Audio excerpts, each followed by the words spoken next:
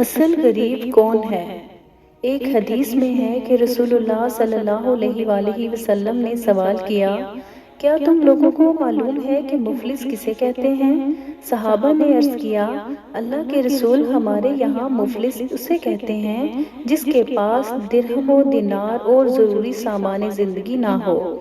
رسول اللہ صلی اللہ علیہ وآلہ وسلم نے فرمایا، ہماری امت میں مفلس وہ شخص ہے جو قیامت کے دن صوم و صلات اور زکوٰۃ کے ساتھ اس حال میں آئے گا کہ اس نے کسی کو گالی دی ہوگی، کسی پر تہمت باندھی ہوگی، کسی کا مال کھایا ہوگا، کسی کا خون بہایا ہوگا اور کسی کو مارا ہوگا۔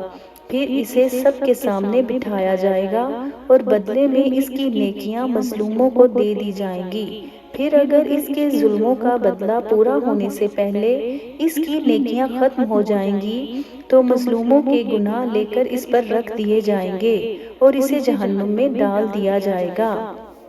اے اللہ پاک، ہمیں اپنے نیک بندوں میں شامل کر لے اور اچھے کام کرنے کی توفیق دے۔